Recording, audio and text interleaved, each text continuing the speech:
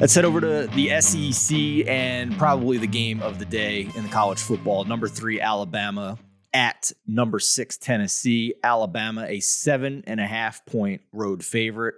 Total of 65.5. Not your grandpop's SEC football in this one. How do you see this one, man? This one is huge. Is Tennessee for real? Can they hang with your boy, the guy you mentioned as a preseason Heisman long shot as well, Hayden Hooker here, right? So here it is. Here's your chance. Yeah, Hooker still isn't throwing an interception this year. He's I don't remember the exact parameters around it, but he's one of like 3 quarterbacks that have thrown as much as he has and have no interceptions. I mean, this dude is just efficient as can possibly be. Now, Tennessee's taking 89% of the bets. 89%. This is an example of people knowing the big injury in this game, and that's Bryce Young. We don't know if he's going to play.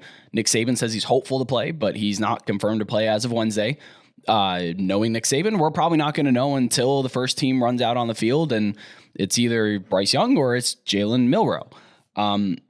If Bryce Young doesn't go, based on what I saw against Texas A&M last week, Tennessee plus 7.5, pretty good. You better be on your phone. You better be on your phone and checking those reports constantly, because if that comes out, this line's moving in a heartbeat. Yes, it is. And one of the indicators of that is actually one of my best bets of the week, which is the first half line. Now, typically the spread is cut in half, and that's your first half line. That the books usually assume the teams are going to play pretty equally in the first and second half. They don't try to put in, well, this team might play better in the second. They don't mess around with that. It's usually the spread divided by 2. Not the case here. Tennessee is a 5-point underdog in the first half on a 7 to 7.5 point spread full game.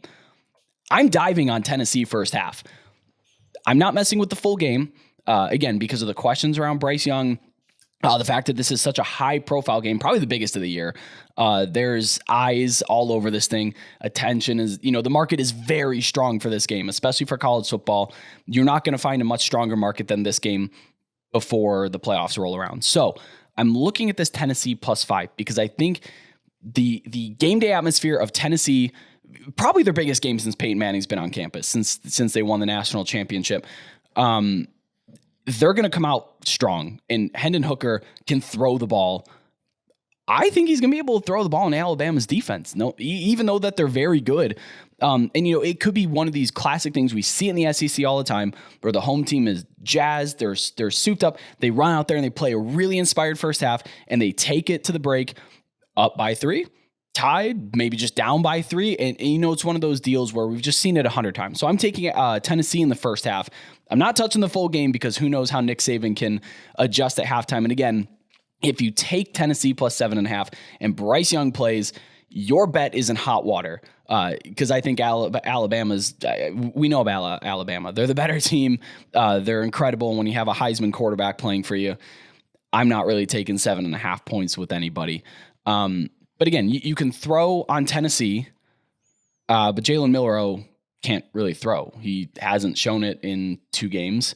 He's a terrific runner, but Tennessee's actually top 10 in the country against the run. They're surprised. They're quietly very good against the run. Maybe surprisingly because people are like, oh, well, you can do anything on Tennessee. No, you can't run on them. You can throw on them, but you can't run on them. And I think if Jalen Milroe plays, Alabama won't be able to throw the ball, and we could be looking at a Tennessee outright. But again, pump the brakes, be extremely diligent. This number is going to move in one direction or another based on who's going to play quarterback for Alabama.